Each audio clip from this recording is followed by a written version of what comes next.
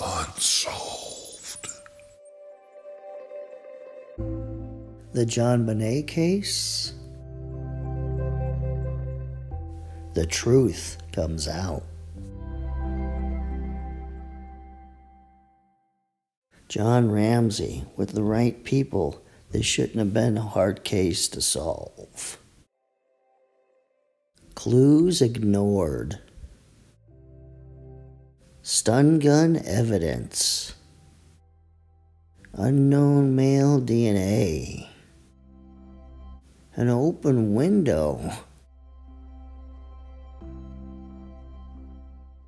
DNA test results show that there was a individual known as unidentified male 1 in the drop of blood on JonBenet's underwear. And on her long johns, there were several contributors, including unidentified male 1. Just 8 months after the death of JonBenet Ramsey, an intruder entered the house of another Boulder family that lived 2 miles north of the Ramseys. The family consisted of a mother, father, and 2 daughters. The father was away on a business trip, and the older daughter was away at college. The mother and the younger daughter were out that evening, and they came home when it was dark. They watched some television. They went to bed in their separate rooms on the 2nd floor of the house. The intruder had obviously been waiting in their house, and he went to Amy's bedroom and got in bed with her. And he said, "I'm not here to hurt you. If you scream, I will hurt you. If I was here to hurt, I would have knocked you out." The mother heard noises outside her bedroom and called out to her daughter Amy, and she did not answer. Then the mother went to the daughter's bedroom, and then a man ran out of the bedroom. Amy had been sexually assaulted in her bed. The intruder was a white man dressed in black, about 5 feet 7 inches tall. He had blonde hair, and he was between the ages of 20 and 30 years old. Sheriff Detective Steve Ainsworth said, "I'm shocked. I think this is something that definitely should have been brought up. I was pretty amazed at the similarities." Amy's father said, "There are so many similarities between the 2 cases that I think there's a very good chance it was the same person."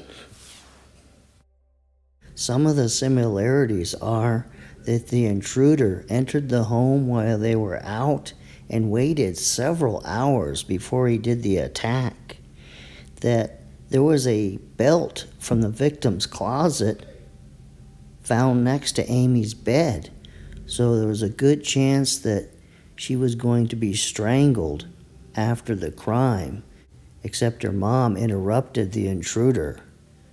And both girls, Amy and JonBenet, attended Dance West on Pearl Street in Boulder.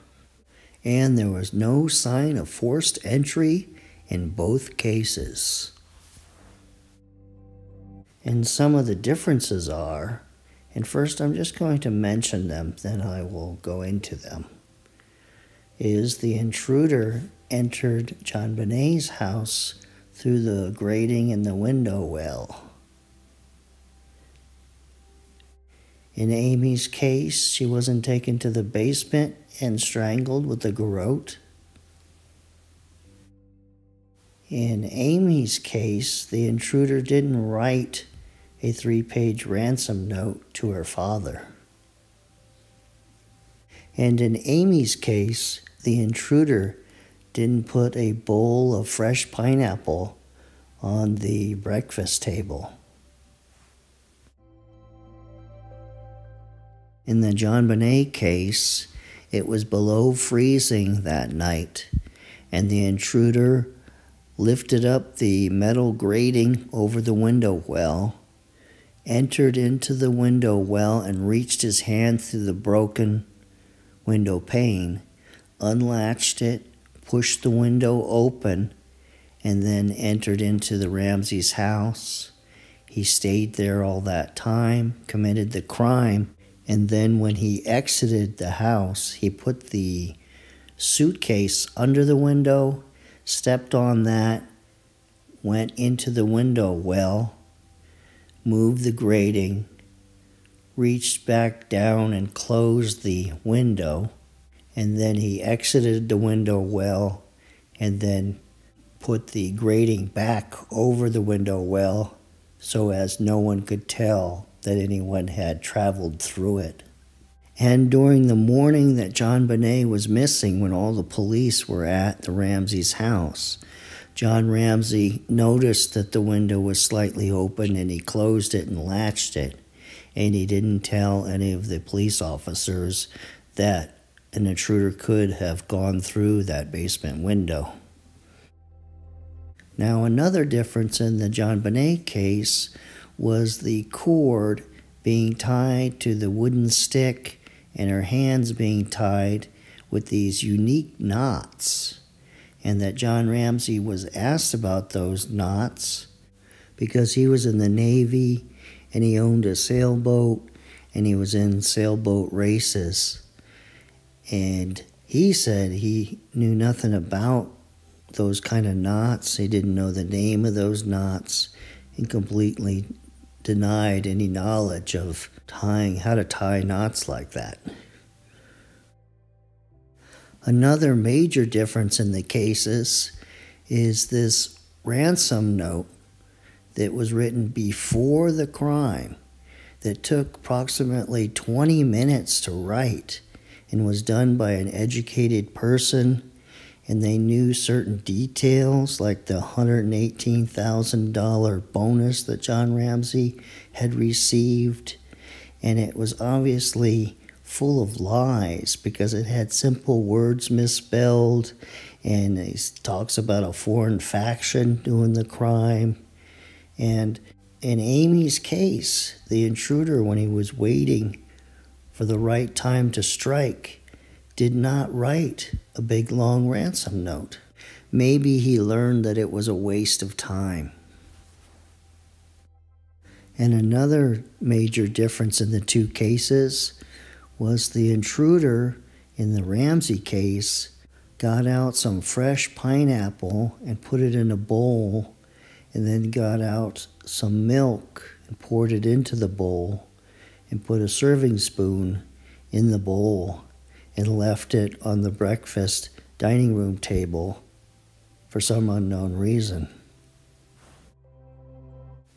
In a second round of differences between the cases, JonBenet had been wrapped in a white blanket, and her pink Barbie nightgown was placed next to the blanket. And then the ransom note was written from within Patsy's notebook. And the father of Amy didn't arrange to catch a flight out of town. And in a third round of differences between the cases, the Ramseys obtained a lawyer and refused to give police interviews. They went on television and did a CNN interview just after the burial of JonBenet. And then a few years later, they wrote a book, and John said that if he had killed JonBenet, he would have been much smarter in the way that this crime scene was left. And he gave his ideas about how JonBenet was raped and murdered. Now, of course, in the JonBenet case, the intruder used a stun gun multiple times to knock out JonBenet and take her down to the basement. Now, how about that touch DNA found in the blood drop on JonBenet's underwear Could that have transferred from her long johns to her underwear? Like when Patsy put JonBenet to bed and removed her black pants and put on the long johns. There were boys' long johns and probably hand-me-downs. Could the skin cells have transferred from that to JonBenet's underwear? And then when she was taken to the basement and those same long johns were pulled down, could the touch DNA been on her underwear and then the blood drop landed on those underwear and that's what you have? And would that explain why it matches the touch DNA from the long johns? Because they all came from the long johns. Because all of those cells came from the long johns.